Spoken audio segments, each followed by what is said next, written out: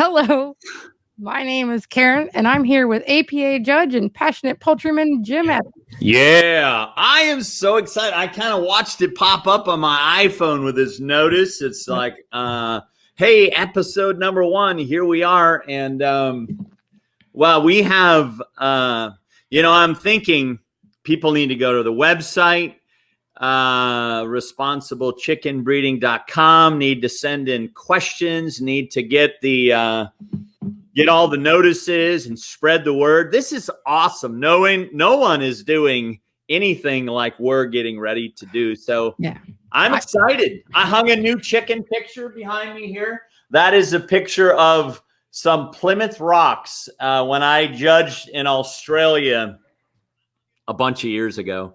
They painted that for me. So I felt like it was a little plain back there. So I have dressed it up, and I'm excited. So we got a lot to talk about here, don't we, Karen?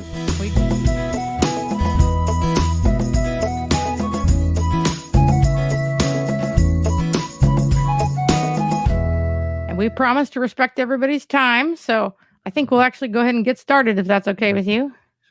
Woohoo! So all right. I'm curious, how do we know how many people are on here so far? Jim, this is not in the script.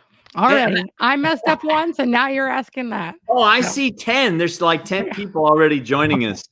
Yeah, well, we got to up that. Hallelujah. Here we go. All right. Not in the script. How much of this is in the script? Not very, much. Very little. So, all right. So first, we're going to start off with our breed of the week.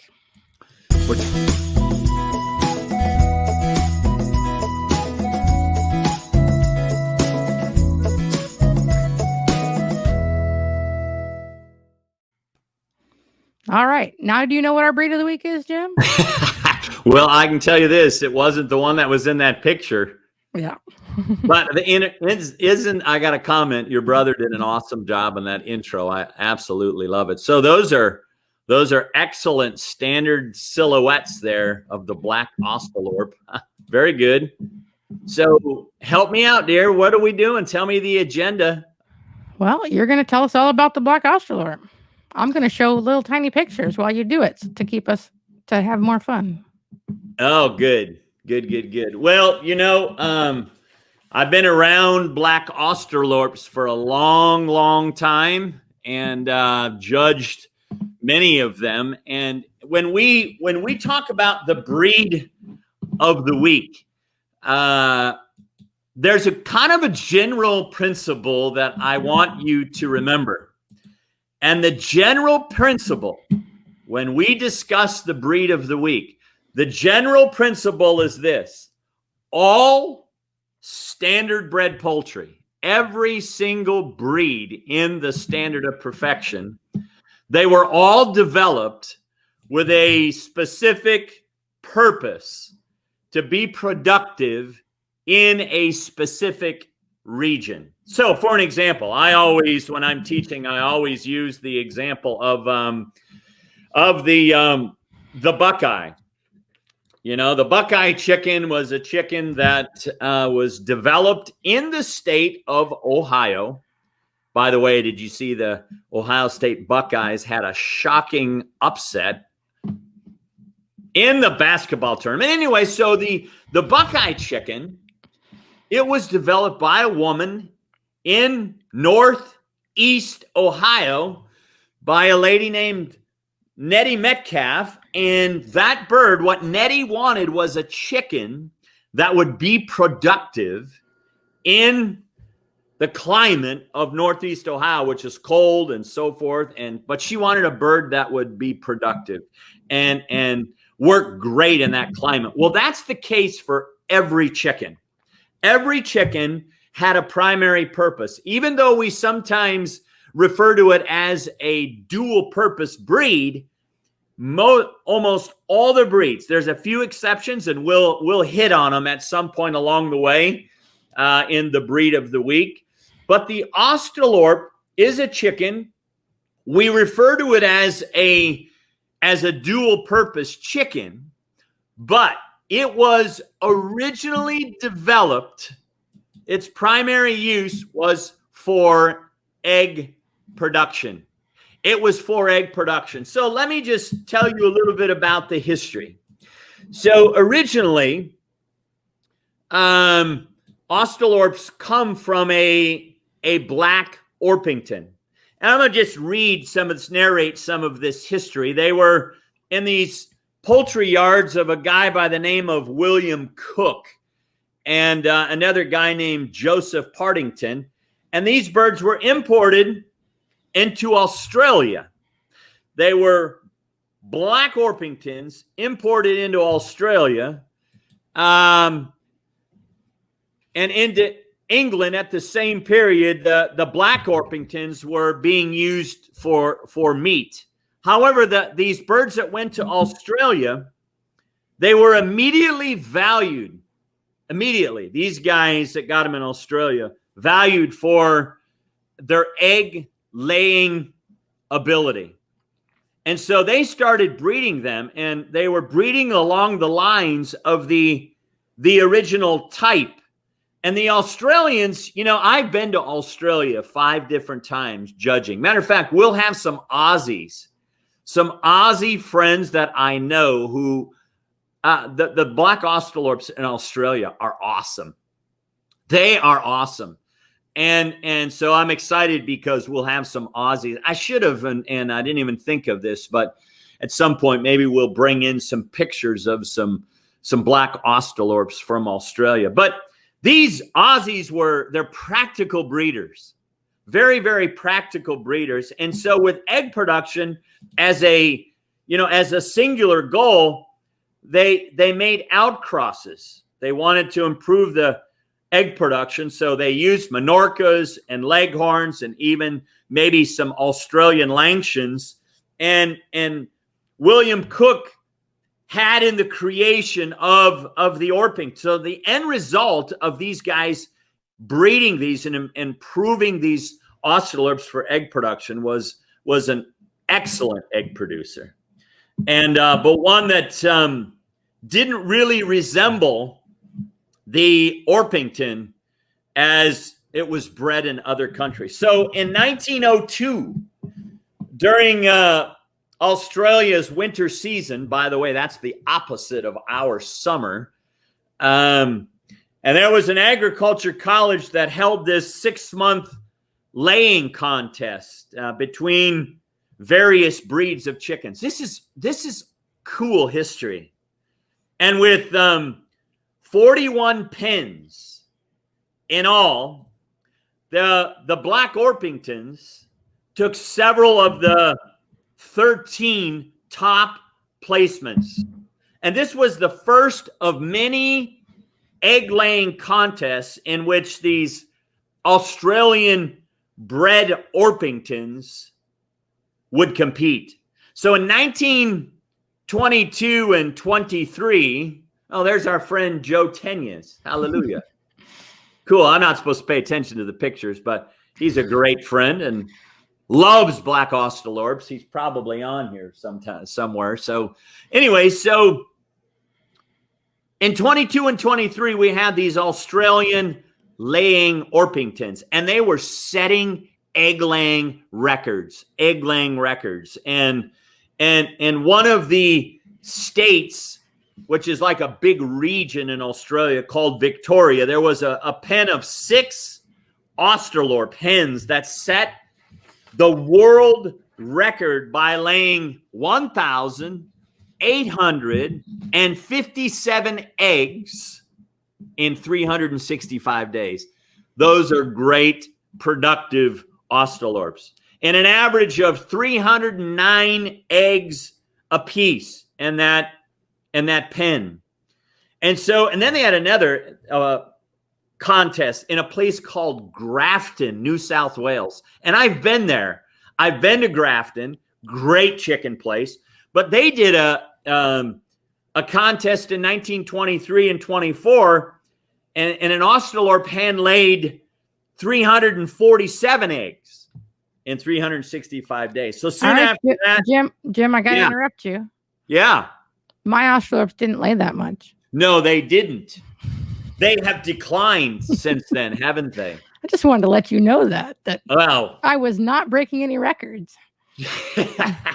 All right, let you get no, back you to it. weren't. So let me finish. There's some cool stuff in here. So then, yeah, yours didn't lay that good. We got to do something about that. We have been doing something about that. We'll actually, that'll be another discussion probably for another day. But anyway, so these, one can say that the Australorp chicken became distinct from the Orpington chicken by a combination of all the different breeder goals. And so you had, meat production for Orpingtons and egg production for Australorps. And, so in the beginning, there were about 5 primary bloodlines of Australorps were developed during that period of the 1900 to 1922, or about 5 different lines. And while these breeders utilized the different crosses on the imported Orpington chickens, all had in mind the general type originally released by good old Mr. William Cook. And so with all this success in egg laying contests, the poultrymen all over the world became interested in these chickens. Now, and so many were imported to England and to, there's your precious mother. How cool. Hi, Mom. And every chicken needs a bath once in a while.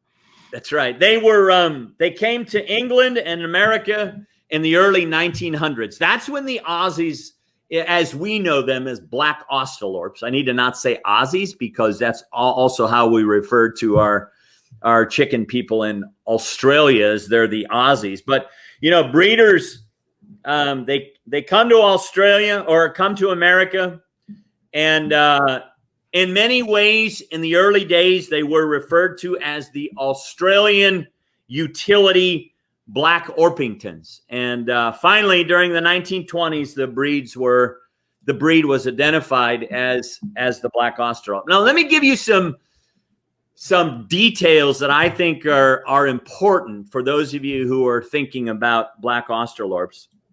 They are a medium weight breed with fairly close fitting feathers. So we refer to feather quality of a chicken as loose feathered or tight feathered or somewhere in between. And in Australorp's feathers, this may be a conversation for another day as well. They're not to be a real loose feathered nor really tight feathered. And they lay typically large tinted brown egg. And Australorps, they were actually recognized by the American Poultry Association in 1929. Probably most of us were not born at that time. So you got standard weights. We're always going to talk about standard weights of the bird. So, and you can see that in the standard of perfection, how much the cock should weigh. A cock is a male chicken over a year old. A cockerel is a male under a year old. And all the weights are in the standard. The cock is 8.5 pounds. The hen is 6.5 pounds. The cockerel, 7.5 pounds. I'm curious how many people are taking notes like, oh, I'm learning about the Australorp. And cockerels are 7.5. Pullets are 5.5. Here's another thing. Every time we talk breed of the week, every bird has a specific skin color. Australorps have a white skin. They lay a brown egg. All the different breeds we'll talk about that are in the standard of perfection, they all have a specific kind of comb. And the comb, as you can see in the pictures there, these are some great birds here. They have a single comb straight up on their head. There, you can see even a better picture, that lower picture there.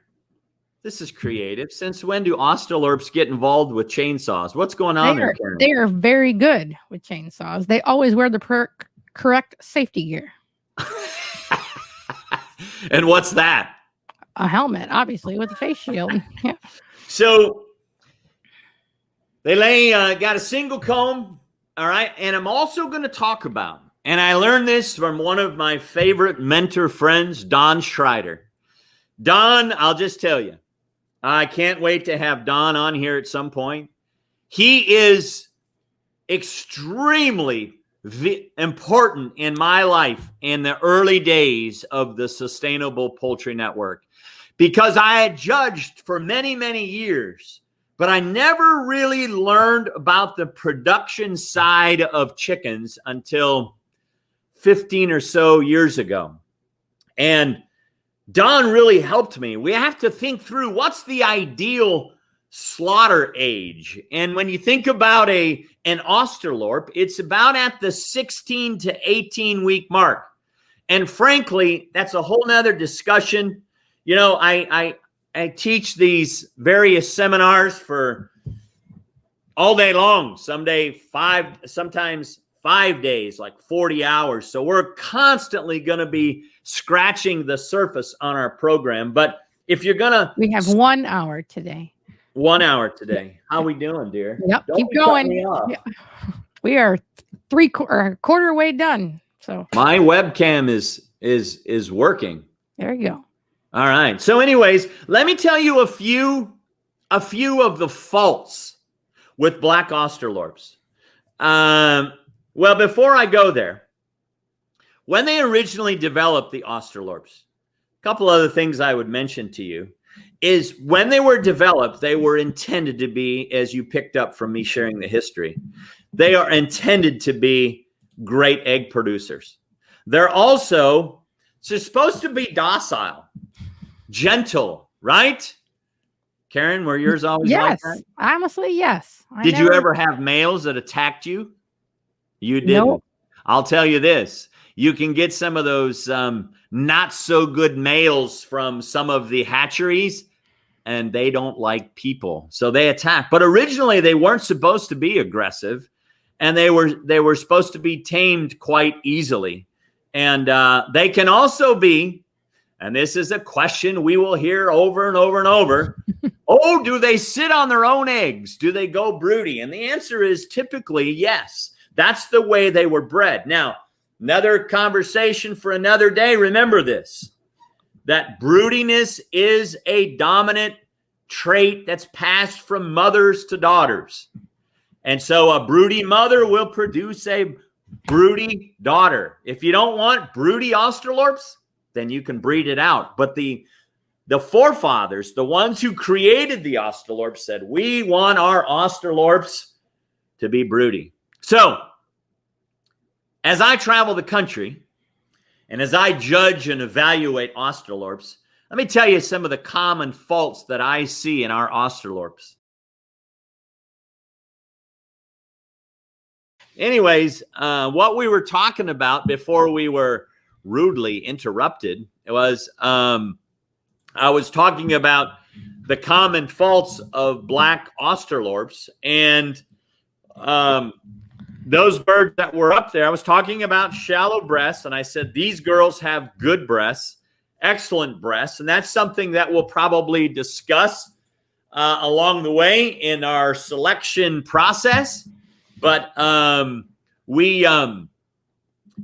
shallow breasts, leg color I mentioned. I'm not sure where you picked up or where we dropped off, but we talked about leg color, a common fault. The bottoms of the feet of Black Australorps should be white. They shouldn't be yellow. That's the color of the bottom of the feet of Jersey Giants. And so they should be white. I was talking about having the flat breasts on the males. And I don't know where we got cut off, but I talked about some of the faults of the combs on Black Australorps. A lot of times they have what they call a thumbprint on the comb. It's kind of an indentation on the side of a single comb. We talked about double points. Now, there's a male in that left picture number 3. That male has a pretty above average single comb and doesn't have any wrinkles. If you look closely, the wrinkles.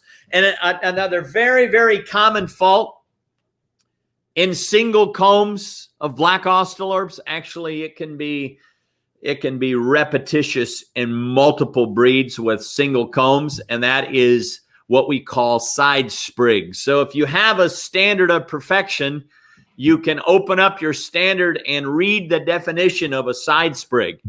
I said watch for pale or enamel white on the earlobes. The Black Australorp should have a red earlobe, not a white earlobe, not an enamel white earlobe. And so those are the kinds of things that are common faults. And then I started talking about too much fluff around the thighs. And actually, depending on what our narrator decides as far as time, that's our selection spotlight as we talk about fluff. So we'll come full circle and talk about that. I also mentioned watch for low tails. Sometimes Australorps get lazy with their tails. And so you got to watch for low tail angles. The male, according to the standard, is supposed to have a 40-degree tail, 40-degree angle tail, and the female should have 40 degrees. Now, when Karen and I were picking these pictures, these are actually two very good typed birds. But you want to remember, if you look at this male, you might say, his tail is higher than 40 degrees. I want you to notice something. He's in a cage. And even, he may be a great bird, good body type, proper tail angle when he's running around out on the grass. But when you put him in a cage, he tightens up, he raises his tail, and then you have tail issues. But these are actually excellent representations of the breeds. And I'll give you another side note. You, as a chicken breeder, as a chicken judge, as a chicken fancier, as an exhibitor, you want to be very, very careful about pictures. Pictures can send a very deceiving message. So, I like number one in this picture. I like her tail. Actually, number two as well, but she's in a cage too, isn't she, Karen? Number two? Yes. Yeah. So that girl's been around, hasn't she? I mean, she's been a breeder that we've used for multiple years. Well, I hate to do this to you, but no, that's a pullet. Yeah. Oh, it was a pullet. Okay. Sorry about that. Yeah. That's okay. That's okay. I don't want to lie. Yeah. But she is probably what generation from your breeding stock back in the day? Yeah. So she would be five generations down, but I'm pretty sure she comes from number 70, my original. Nice. Set. Yeah. Nice. You must be a record keeper. Anyways, let me tell you, let's talk for a minute about the black color. Black color on Black Australorps. Remember, and you can see it in picture number 2. You can see the green sheen. All of our Australorps that we've been breeding in the Sustainable Poultry Network for over a decade now, they had beautiful, they still do, they have beautiful green sheen. Remember that green sheen is desired.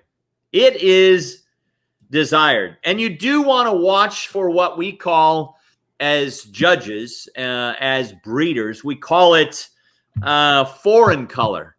So if you find some brown or some white, a completely white feather or completely brown feather, it's not overly common, but you do want to watch for that. So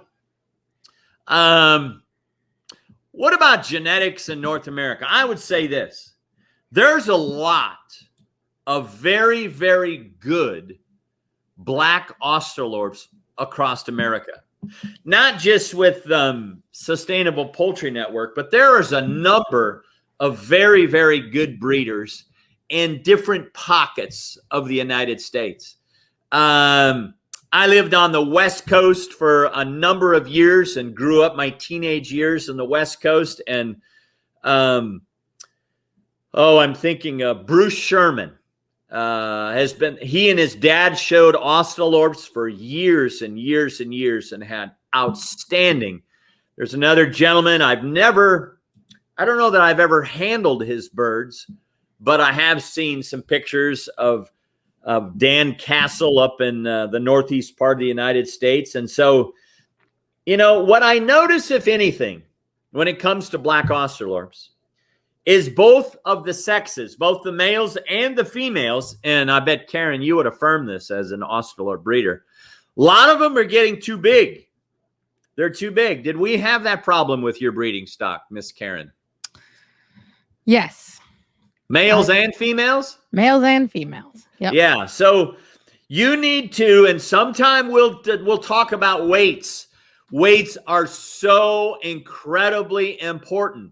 But if bigger is not better. Did you hear that? Every stinking chicken breeder across the United States, bigger is not always better. So you want to remember that. And you're like, why, Jim? Why? Well, I won't let him tell you today. Yeah. No, don't. Yeah, she especially since we've been cut into our time. But the tail is important. Remember, the tail is an important part of, and because it influences the shape of the back. So you want to pay attention to that. And obviously, with these Australorps, because they're an egg producer, you've got to keep track and make sure you have good abdomen capacity because it's an important part of egg production. So, Karen, I think just really the summary of the Australorp, we can stop there and jump into some of our other things here. We can. Do we have anybody with us? I was ready. We do. We have a lot of people back with us, so I appreciate that. How many? 21. Holy smokes. So awesome. Glad to have Very cool. All right. Very cool. Pardon me, I'm fast forwarding. All right. That's all right. So we're wrapping up the Australorp. All right. Got you there.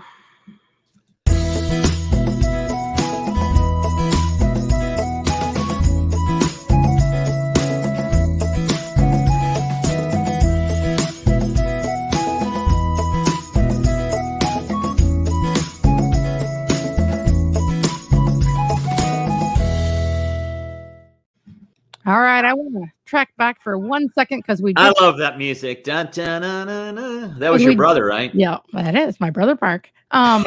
We didn't hit on it, but would you say the Australorp, what's the level of difficulty for breeding as a breeder? Well, I don't think, the great thing about Australorps, my response to that question will be this. If you always want to start with the best stock that you can get. So because there's so many good breeders, the level is not that high. It's not that difficult because if you start with good stock, then you can always go backwards, but you're really starting out at a level that's really, really good. And the other thing that's just real simple is their solid color. Yeah. So, a Black Australorp versus a Welsummer or a silver spangled Hamburg, it's a solid colored bird. So it's a good breed for newbies to say, let me jump in and have some success in breeding. Australorps would be good. And there's plenty to improve. There is. There's no perfect bird. There is no perfect chicken. Even though some people, when they put it in the showroom or when they say, I have bred the best chicken, and it still has a fault. We can find them. All right. Yes. So our next section here, if you want to be a responsible breeder, you got to have some birds to do it with. So let's talk about the pros and cons of 3 ways to acquire new breeding stock on today's Deep Dive. Deep Dive.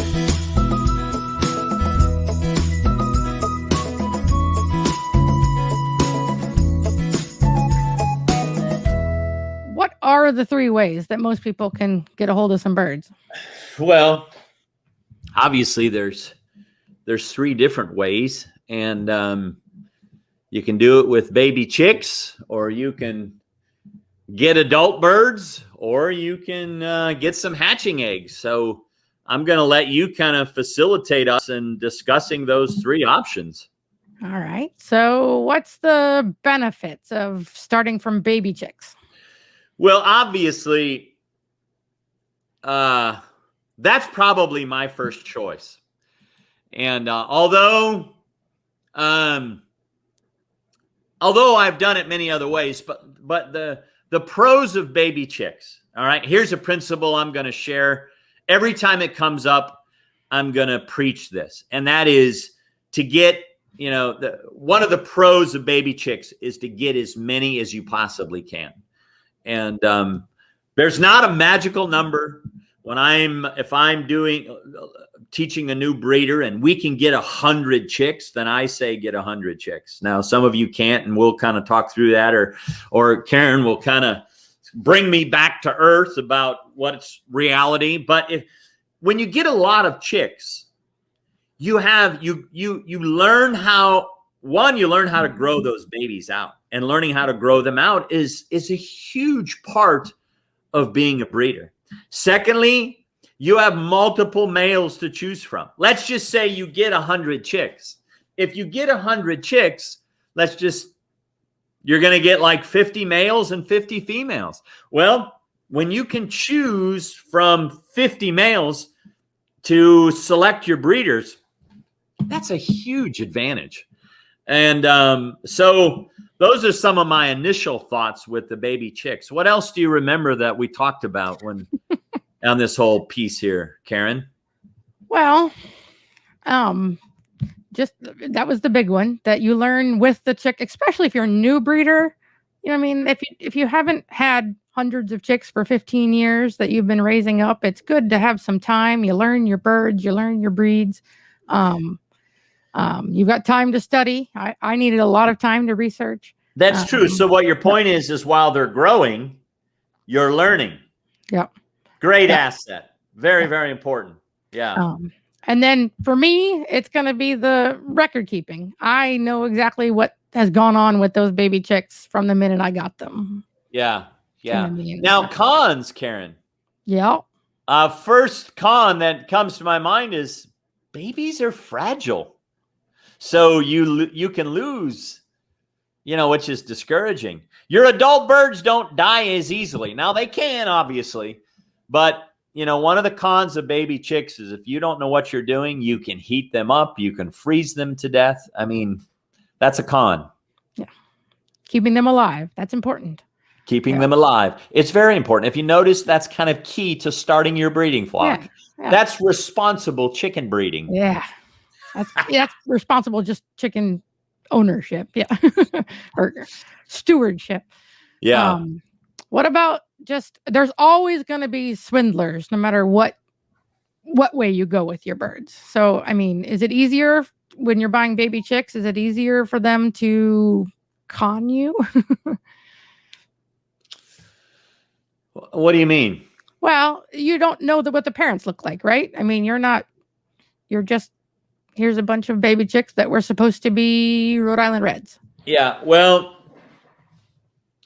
I live by another principle that I've learned in the last 40 years, and that is I want to know as much as I possibly can about the adult parents. And my preference, I want to handle the adult parents to see where chicks are coming from. So if you can't do that, which probably the majority of our listeners can't do that, then yes, one of the cons is you're taking a risk on the quality of chicks that you're getting. Okay. All right. So I'm going to play this little game with you here now on the gambling channel. So if you get baby chicks and your chances of 1 is your chance that you got the worst genetics possible, and 5 is the chance that you got the best genetics possible for your new breed. If you're buying 100 baby chicks, where will you end up? Well, I think because of how I feel about this and through my experiences, you're going to have a broader base to be able to select. So I'll give it a 4. Not a 5, because again, it's a 5 if you can handle and say, you're looking at a breeding pen and you put your hands on it and you say, I want 100 chicks from this breeding pen. Yeah. then you get high Better chances, chance. you know, and if you're going by, you know, somebody's picture on the internet, oh, that looks like you could be getting terrible genetics. That's a risk that you take. For me, I'd say with baby chicks, you actually have a chance of getting a 1 through a 5. You can, if you got 100 chicks from a breeder who wins shows all the time, they didn't pick out the one chick that would have been their next champion and keep it at home from out of the egg, you know, so it's still in there. So you still got a chance, but you also could get, you know, one of their early culls. It's just variation, depending on how much uniformity and variation is in their flock. You can span the whole gamut with hatching with baby chicks.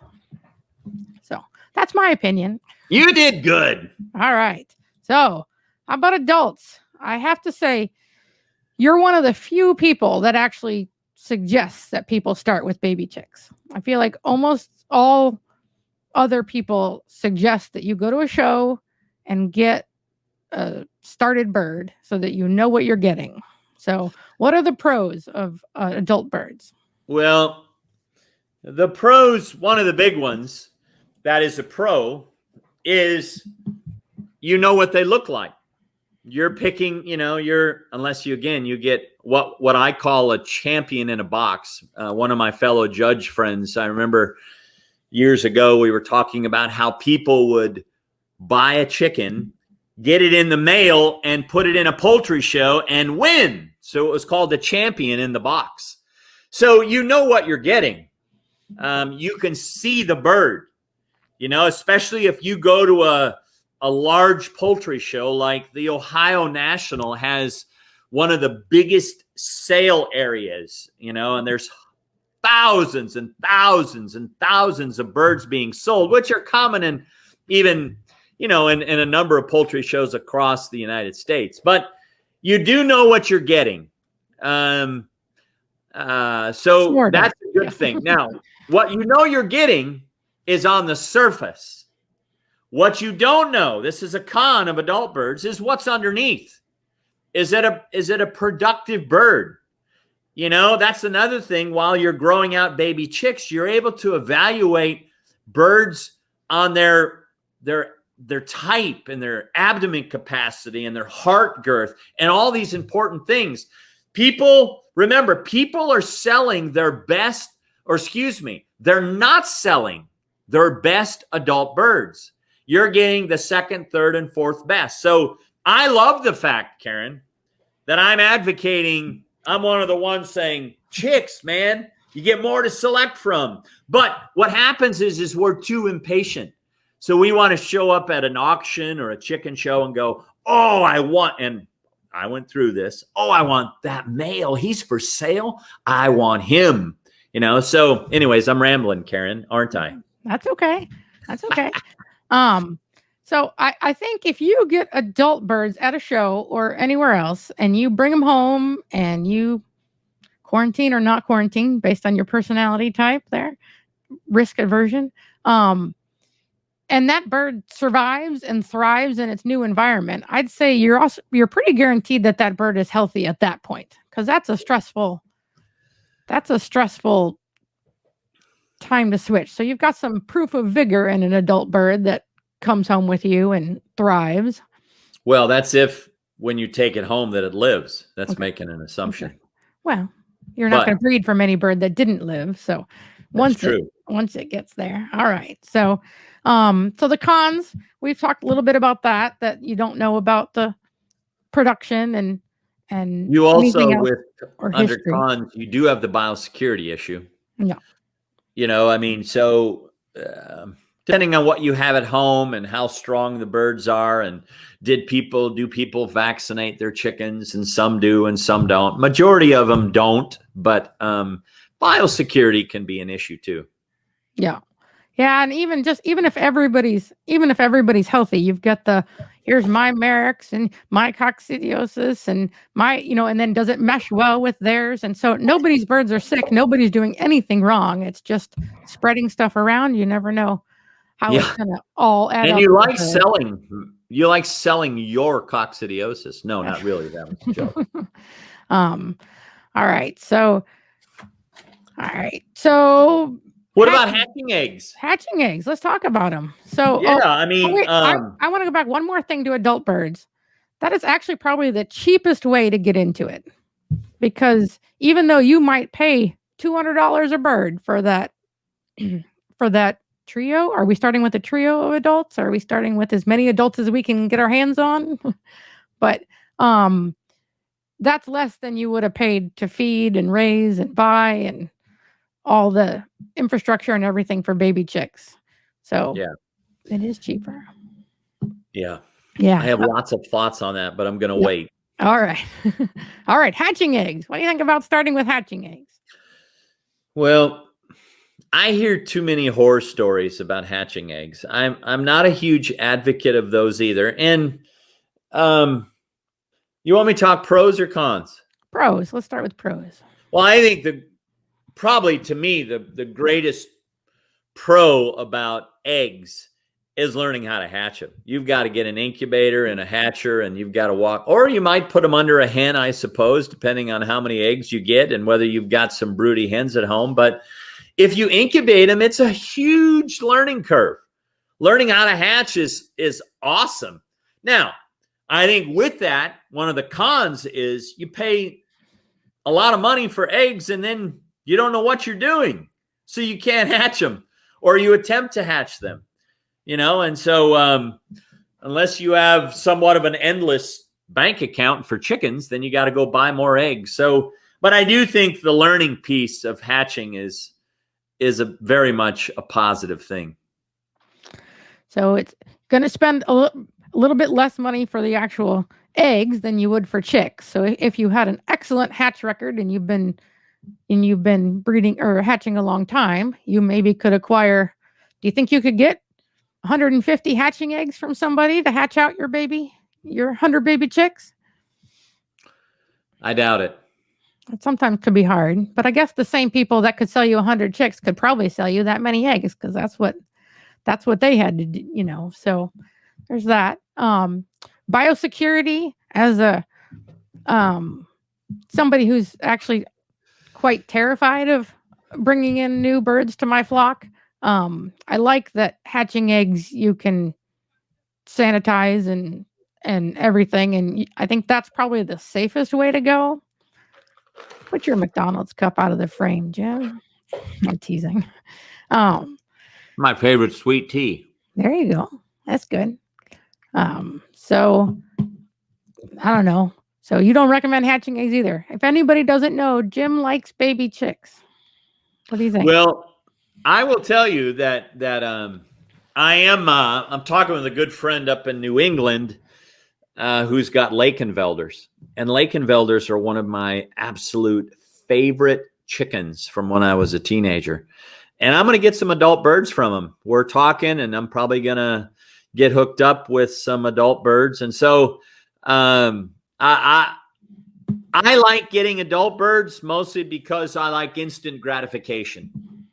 But chicks, to me, are the best thing for your foundation on being able to select from multiple males and multiple females. So, yeah, eggs or chicks would be my number one. Obviously, I'm not going to fight anybody over that, but that's my recommendation. All right. Well, let's move on to focus on fluff as our selection criteria this week. The fluff. Yeah. Who doesn't want to focus on fluff? So, that's our selection spotlight, isn't it? Yep. We're going to skip the video because we're running out of time here. So, come on, show the video. No, not doing it. So, oh my gracious. So, all right. You ready?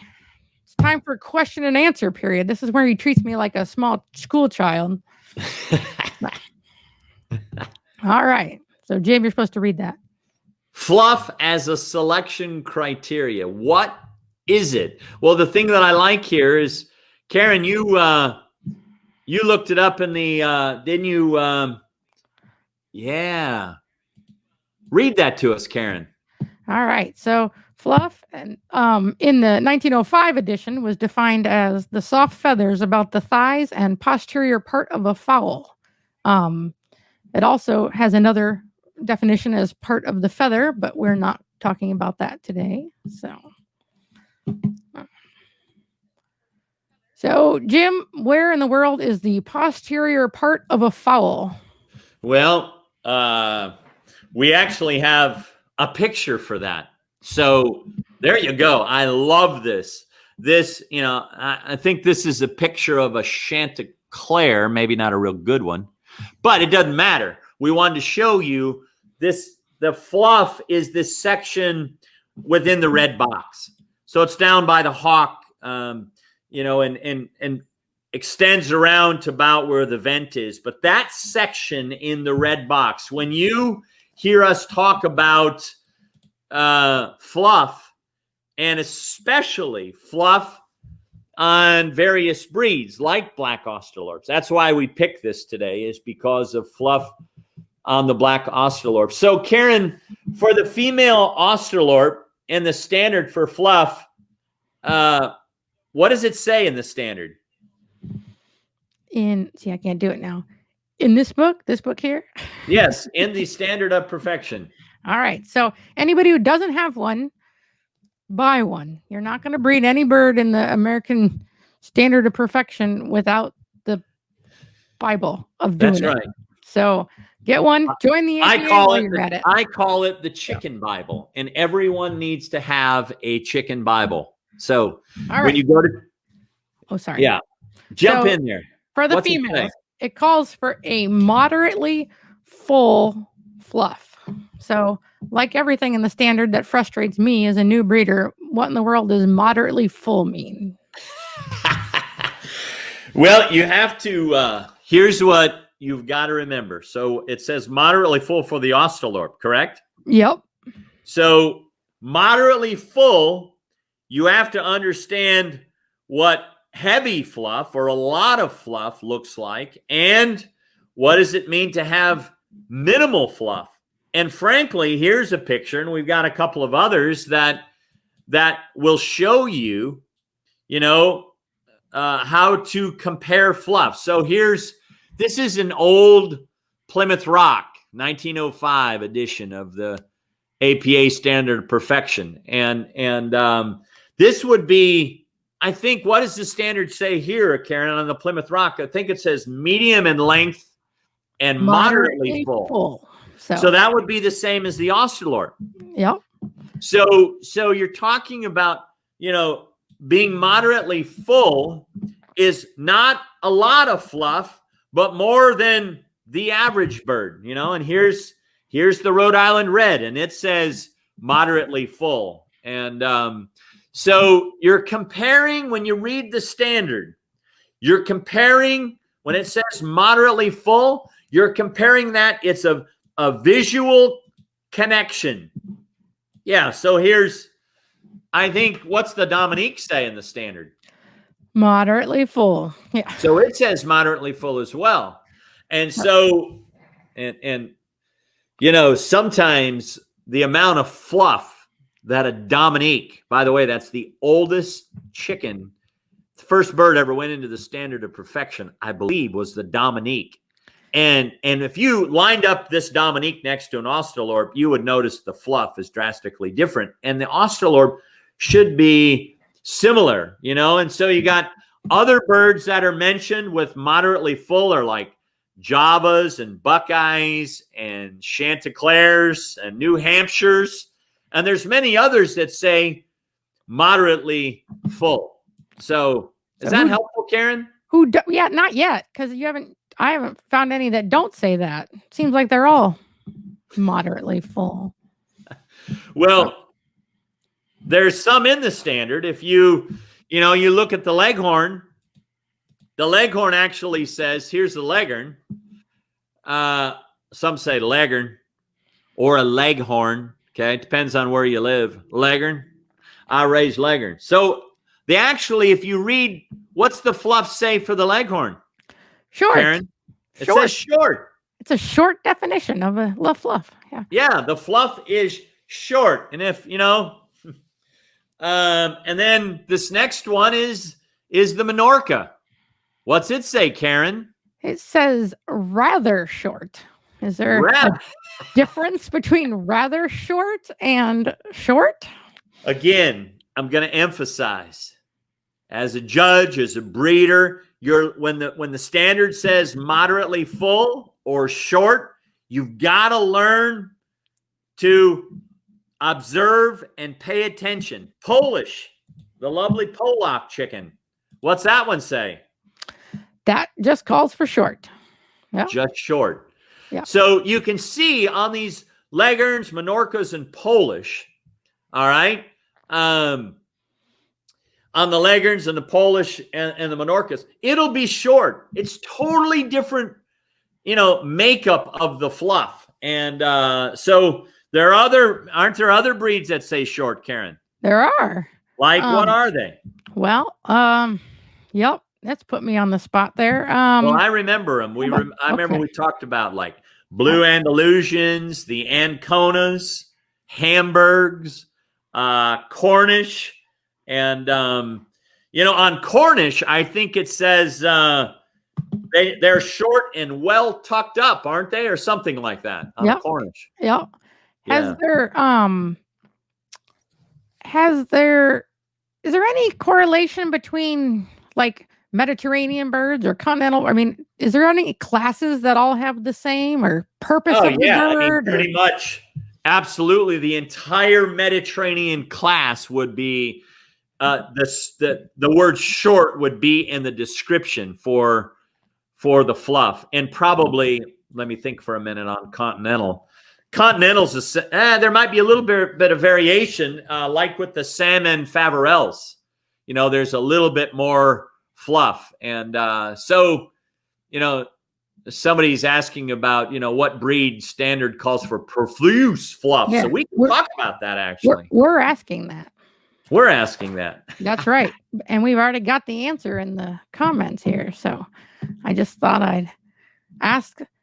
So, all right. Oh, so I see that little orange thing going underneath. That's you? That's us.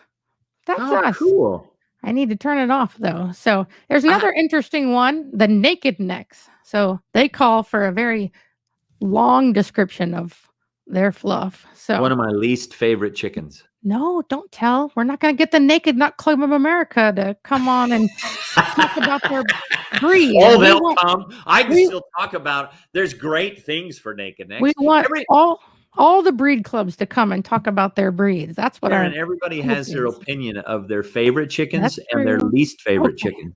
All right. Well, I have to judge all of them. You give them all even chances. Naked neck have good things about them. I just don't like the nasty neck hanging out. All right. All right. All right. Well, let's Nick here. What did he guess for the profuse fluff? A Cochin, which is a great segue. Check out this next picture, right? Yay, a Cochin. Wins. There you go. Cochin. What's the standard call for a Cochin, Karen? Oh, they are very intense about it. I have deleted that now off of my thing. So it calls for profuse soft and profuse fluff. And then in the leg description, it does even more. So it just must be entirely covered with, I'm not going to get it right, so I'm not going to say it. But yes, a lot of fluff.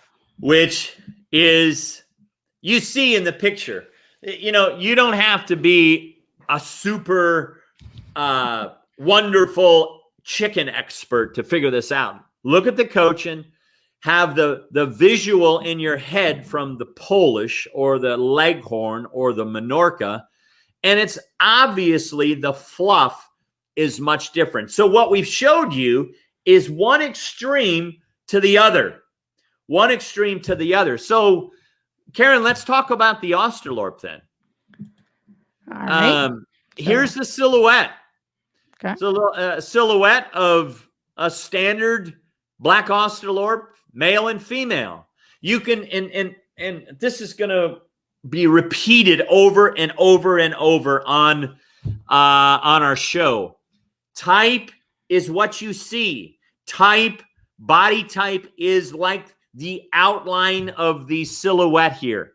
So you just look at the silhouette. See, I remember when I was in 4-H years ago, obviously. And every 4-H meeting, our leader, or we would quiz each other on a silhouette. What's this? And be different kinds of chickens with all different kinds of fluffs and waterfowl and turkeys and heavy geese and light geese.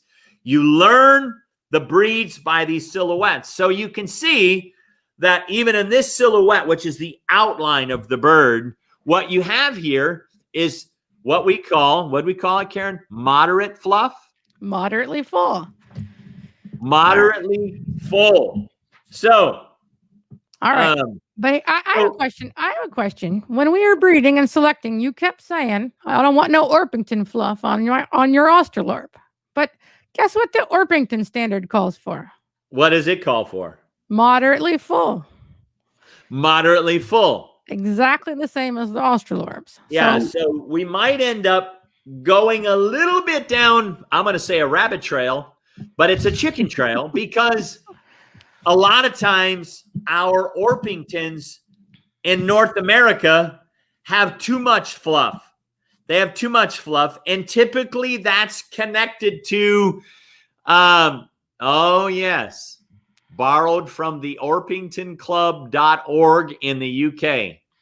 Listen, this is another conversation for another day, but we brought these pictures in to make a point. These are the British or the UK Orpingtons. Look at all the fluff. Now, if you could go back to and we won't go back, but remember the visual of the Cochin? It had fluff. You couldn't see its feet. You could see its foot feathering, but you couldn't see its feet. Well, you can almost look at these pictures here and go, I wonder, especially the middle bird. The middle bird, you're like, I wonder if that's a Cochin. You can't see its feet. And you see the heavy amount of fluff on all three of these birds. This is an Orpington from the UK. And what's happened? It's very important. Karen, we can't cut them short on this. All right? Is when you enter these Orpingtons with too much fluff in a poultry show or in a competition, they are different than the American standard of perfection. The Orpingtons in America have moderate fluff, about the same. I think it even says with the hocks visible. I feel like they went out of their way. Now, this is not an Orpington thing, and I know nothing about the Orpington history, but it specifically says that the hocks are visible, so directly different than the thighs hidden by the body feathers. That's exactly right. It's exactly right. So what happens a lot is people, especially right now there's this fad all across the United States and across Canada. Let's get some of these British Orpingtons. And frankly, some of us judges, I'm not as bad about it, but some of the judges are like, what are you showing? This is a terrible representation of the breed. So I think I could beat this dead horse, but the key is learning to discern the amount of fluff that should be on your Orpingtons, and it should also be on our Black Australorps. So what I alluded to earlier, actually a little bit before we got cut off, and then I think I brought it back up after we were restored, and that is that a lot of times over the years across America, people have tried to use Orpingtons with too much fluff to increase the size of the Black Australorps, and so some of them are too fluffy. They don't have moderately full fluff. They have full fluff. And so it's just something that you really want to pay attention to when you're selecting your Black Australorps. I hope that's making sense. Karen, I'm gonna interject something else. There's another thing about, even if you use a perfect Orpington with exactly moderately full fluff, there's a very big difference in the standard between the length of the leg of an Orpington versus the length of a leg of an Australorp. So, and what does the standard say there? So, the I can't because I'm all flustered from our other. So the Australorps have moderately long thighs and shanks, and the Buff Orpingtons call for a short shank. Again, sorry, Buff Orpington people. I should have prepped better. On top of a short, So your a short point thigh is on that top of a short. leg length is a little different. Yep. Which is huge. Yep. And so you want to pay attention. If you're a breeder, when you're selecting, perfect transition into these pictures, you make this transition. But what you're doing is, and let me say this as well, as you breed from the standard of perfection, always don't miss this. And Karen, I beat this in your lovely head several times. Read the description before you look at the picture. Read the description before you look at the picture. If it says moderately long on the leg or however you described it, you want to read that in the standard and transfer that to your bird. And it makes a huge difference when you're selecting based on your body type. So, and remember this, I'll say it again here. You look at picture 1 and 2 right here, and it almost looks like number 2 has shorter legs and number 1 has longer legs. That is an incorrect assessment of the pictures. Am I right, Karen? Yeah, not that significantly. I didn't get my calipers out, so I don't know exactly. But yes, that's the angle. Right, but number 2 isn't a lot shorter than number 1. Correct.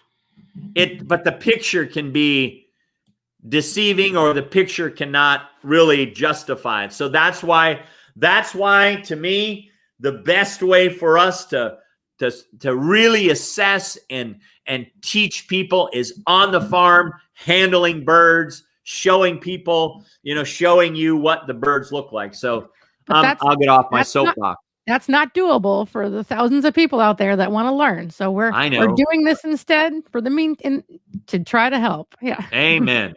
So show them that next picture of these males. All right. So here's 2 males. And I alluded to this earlier, that male number 3 looks like his tail's too high. It's supposed to be 40 degrees. Now, I didn't get out the caliper either. And that's a pro now trick. Male number 4, just the way he's anchored or the way he's probably flirting with the females, is he looks front heavy. So his tail, but I like that number 4 tail angle. And they both got good combs. And, again, I know these birds because I've handled them I've handled hundreds, if not thousands, of this bloodline over the last 10 years. And these are 2 good males. Tell me a little bit about, if you can, Karen, about how we selected these, or what are your thoughts? Well, let's just focus on the fluff, because that's what we're here for. We're not really on the Australorp section anymore. Well, you can see on picture number 3, again, by the picture, seems like he's a little bit more fluff, has more fluff. And picture number 4, the fluff seems a little tighter. It's moderately, what's the term? Full. Moderately fluffy, moderately full. Moderately Thank you. Yeah. Yes. So, number 4 looks like his fluff is a little bit more like what the standard describes. You think wing carriage at all could affect the fluff look? Absolutely. I'm glad you mentioned that, because her and I were talking about this. Look at wing carriage in number 4. Wing carriage in number 4. He's got his wings up, and they're tighter. And wing carriage is very important in the overall display and the way that bird shows. And I think that improves how the fluff looks. So thanks for reminding me of that. All right. Let's look at some more girls. Well, again, I like this number 6 because you can kind of see some of the fluff from the back end. And she seems, from that picture, number 3 or 6, she maybe looks like she has a little bit more fluff. Number 7, not such a good angle. Number 5, she looks pretty balanced based on that picture when it comes to her fluff. So I have a question. Yeah. Do they get more fluff with age? If they are a little bit overdone as a pullet when they're 4? Are they going to be out of control or? Well, that will vary. Okay. Breed to breed and strain to strain. And I haven't bred a lot of Australorps. So I'm actually going to turn that question back to you. What did you discover? The older they got, was there more fluff? I haven't quite decided on the answer to that. That's why I was asking you. Yeah. But, I would lean towards saying not. okay. All right. Now, there will get, when they get older, we're not talking about color, but you will get more white feathers, you know. But yeah, I felt like in general, if I put up a row of pullets and a row of 4-year-olds, that the 4-year-olds are gonna look a little bit fluffier, but not a significant. I definitely have had pullets in the past that were worse than my older ones. So yeah, like seeing my New Hampshires, they don't change much. Okay. But I do think, you know, again, defending on now, you know, on the breed line, so forth. And I like this. This is the behind of both a male and a female. Now, these two, to me, knowing that I've seen lots and lots of birds, and I've looked at from behinds of the Leghorns and the Minorcas, and I look at the back end of a black Cochin or one of them UK Orpingtons. These look balanced. Maybe the female is a little bit better than the male at number 9, but I really like the standard reads for fluff on that number 8 is really what I envision. Envisioning. Okay. Can you see it a little bit, Karen? Are you catching on to this? I do. I do. It's one of those things I have trouble evaluating. That's why we're doing it first. Yeah. I needed help. All right. So this is the last 2, I think. Now, number 10 there, she is she's in a cage and she's probably a little bit skittish. So she seems like she's squatting down. I know, because Karen and I have handled tons and tons of Australorps in the last 5-6 years. And so, she looks pretty good to me, knowing our genetics, knowing the bird.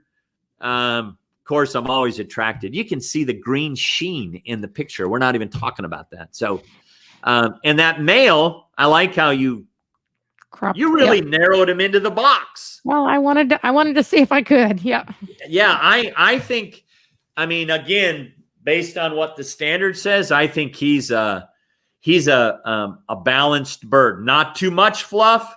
Obviously, you're never going to have on an Australorp not enough unless you've really like introduced some black Leghorn into the breeding pen. So you're always, you're never going to have the tendency of not enough. But I think in this particular male in the box that you built, that's a good observation. A good amount of fluff on that Black Australorp. How about you, Karen? Any other questions or comments that you have? I mean, you've learned a ton from the Black Australorps, and I've learned a lot from you. And I want you to hear that. Your passion, and quit shaking your head. Your passion. We're on the phone and you don't hear me shaking my head. Yeah. Your passion to really improve these has been a great learning curve for me. So what other questions or comments do you have here? No, that's about it. I just want to give one tip that I use. This is a blurry picture from a long time ago on my original Blackberry Curve, which did not have a good, but up on the roost, it's always a great place to evaluate. Number 13, they are both standing up, number 12 and number 13. So whether it's the shortness of the leg or whether it's the excess fluff, I definitely, number 13 is not still out she's not number 13, but I did not keep her past into the second year. And mostly due to that fluff. So, yeah. So that's a great illustration. And I would encourage people. This is a great way. Matter of fact, I am sure that some of you who are listening, you went, Karen, what a cool idea. Listen, when you are breeding Australorps, Can you bring that picture back? Oh, I was embarrassed by that picture. Okay, I'll put it back up. When you're breeding Australorps, you've got to take, if you don't like doing this, then you shouldn't be breeding chickens. Take a 5-gallon bucket. Now, you can't do it in this particular coop, but before they go to bed, take that 5-gallon bucket out to your chicken pen. Sit on that bucket. Take your standard. Read, observe, evaluate legs, evaluate their fluff when they walk one direction or another. And then when you put them to bed like this, what a great idea. You become an expert, or you become a good breeder of Black Australorps by spending time with them and watching them and learning them. I remember when I was a teenager and I first learned about the standard of perfection, and I first learned about breeding standard bred poultry. I know this is an exaggeration, but it's not a heavy exam. I would sleep with my standard of perfection. I would look and read, and I love the pictures. I love the pictures. So, you know, I am thrilled that we started off with Black Australorps, looking at the breed, giving you a summary, and looking at the potential fault, specifically when you're selecting around the issue of fluff. And you know, even with the little interruption, Karen, this is cool. We've got a little bit more. We got to get through the.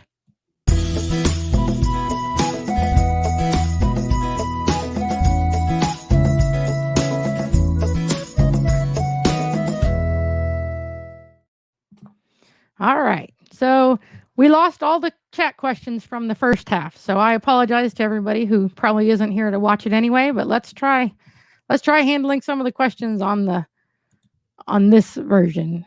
Now you're going to kind of weed through those, right? I did. I put it up on the screen. Can you see it?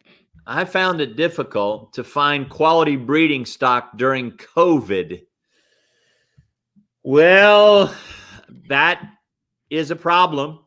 And I really don't know what to tell you. I mean, frankly, I know that several, or just a handful even, of Australorp breeders are pretty much sold out or not selling chicks. And then we have the shipping issue. And so unfortunately, I don't have a huge recommendation there. Do you, Karen?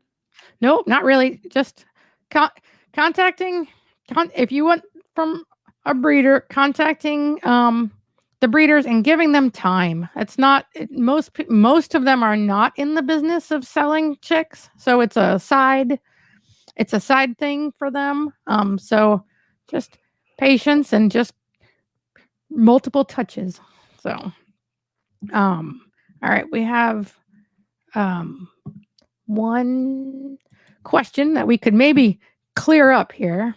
So they want a good dual purpose heritage. They don't want to breed them. They just want heritage birds because they're tired of the stock out of the hatchery. So. Higgs Rock Farm. Wonder where that is. I just want good dual purpose heritage, not a breeder.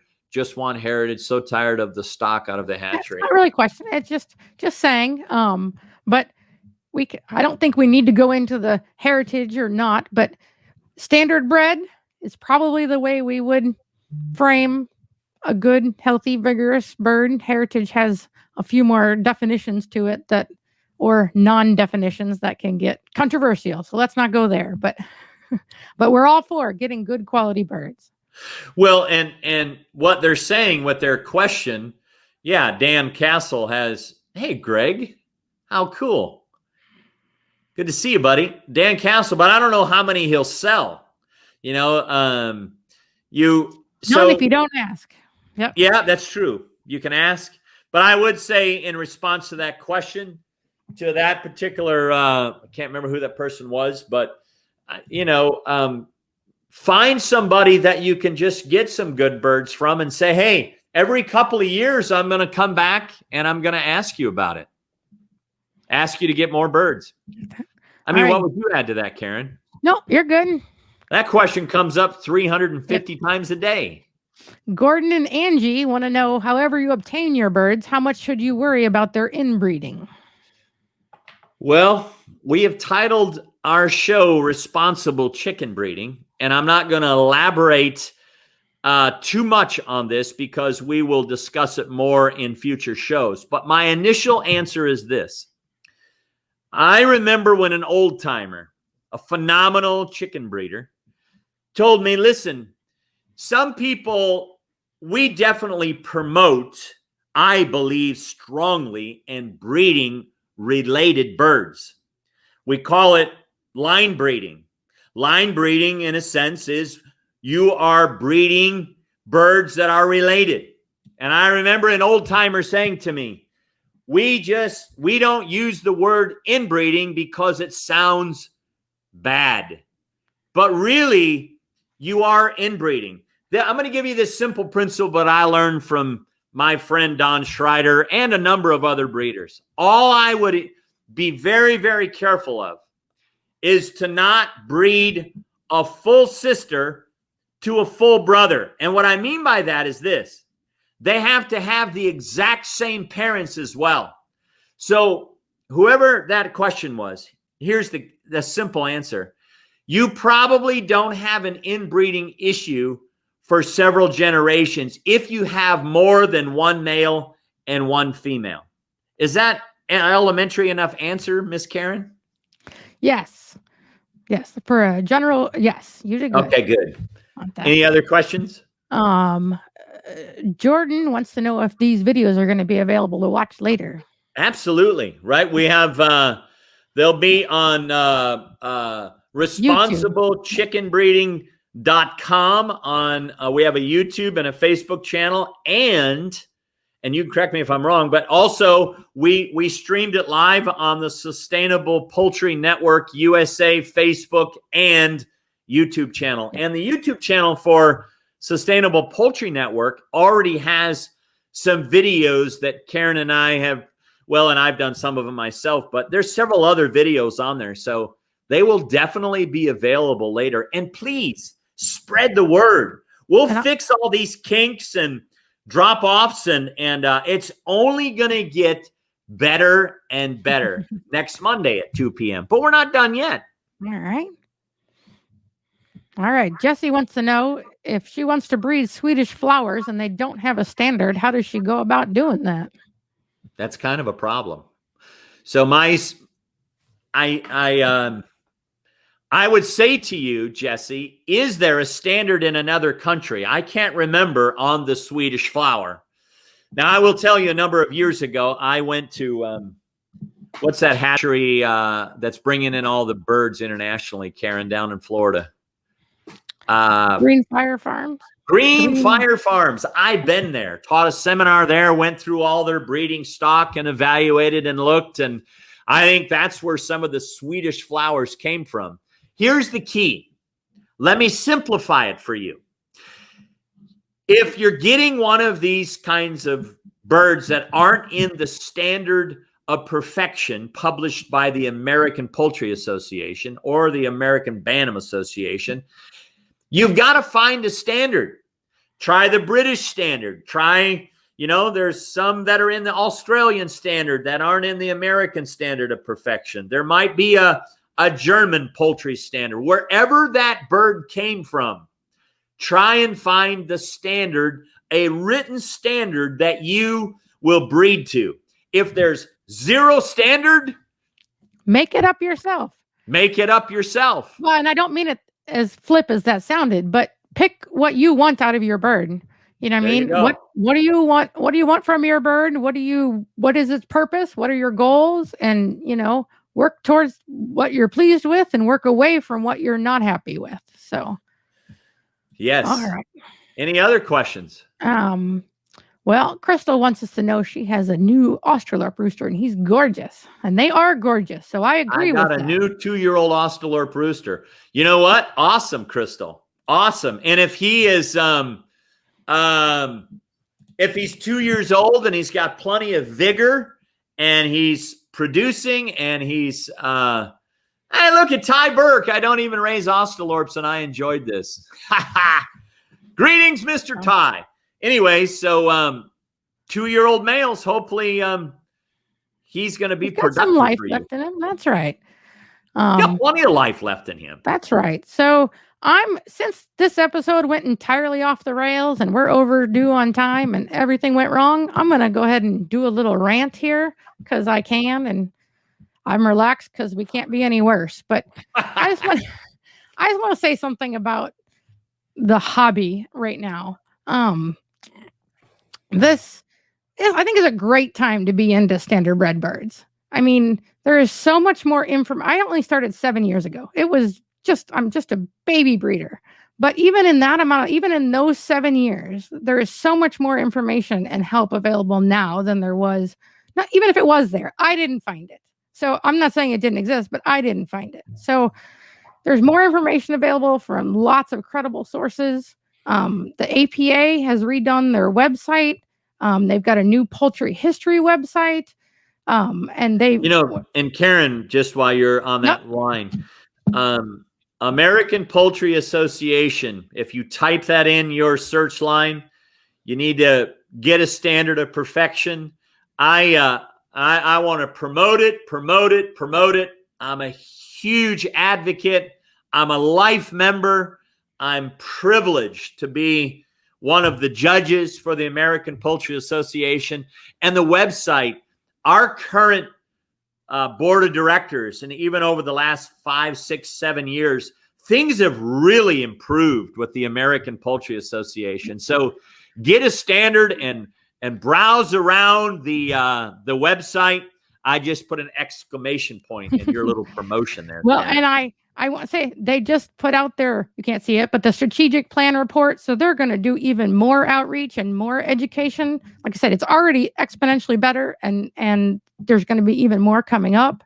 The Livestock Conservancy, they have some documentation that is now called the Heritage Chicken Manual. That is excellent. Don Schreider did, and with some Jeanette Behringer worked on that. And that helped me a whole lot when I was getting started, especially with breeding for production.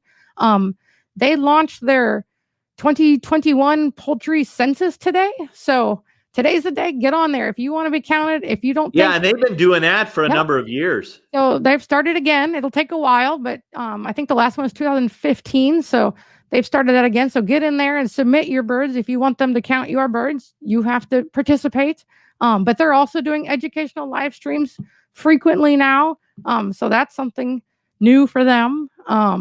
The American Pastured Poultry Producers Association, the other APPA. They've given a standard bred poultry now a seat at the table. Their recent recent annual conference, they gave a whole day over. Rip Stalvey from the APA and a bunch of other breeders, were able to give breeding presentations. So that's, what about the other broadcasts that you help with Kenny? Kenny Troiano. He's doing the Bred for Perfection podcast. He's got his Breeders Academy. That podcast reaches thousands and thousands of people every episode. So we got a lot of work to do to catch up to that. No, we're never going to catch up to him. He is very focused, and he is very good at what he does. And I'm lucky. You don't want to give me a challenge. I don't want to give you a challenge. We are never going to catch up to Kenny and his, but we can do something different. So he's also started a live recently that you can check out. Frank Reese, I've gotten in emails and the newsletters that the Conservancy, Good Shepherd Conservancy, it looks like it's opening up and coming on. So that's coming up in the near future. And one little tiny critical point, we didn't talk about it this time, but Jeff Maddox and Fertrell, those folks behind the Poultry NutriBalancer, they've come out with actual products now that can support breeders and show breeders. And so having something that can actually change, how easy it is to have good birds like that with actual companies making stuff for us. I just feel like, a movement is afoot. It's a good time. It's a good time to be into birds right now. So awesome. That's it. All right. We got, you got all the breed clubs. There's so many. Yeah. I was going to say, so all right, Greg, we need to get some of the breed clubs on. Yes, so we're reaching out to every breed club. We would love for the breed clubs to do the breed of the weeks for us. Not for us, like as a chore, but because they have the breeds are best understood by people who breed them. So I'm hoping that we can get some breed clubs in to do those. So, all right, I'm going to let everybody go. I really appreciate it. Jim, thank you so much for your patience. Thank you all. Thank you all. I'm curious how many stayed on to the end here. Well, we still have 23 eyeballs. Or wow. I guess you need to go twice if they all have 2 eyes. So you have to do some math there. But next Monday, 2 p.m. Eastern Standard Time. We'll be here. Hopefully only once. All right. Thanks, everybody. We'll have all the kinks out. Have a great week. See you all next Monday.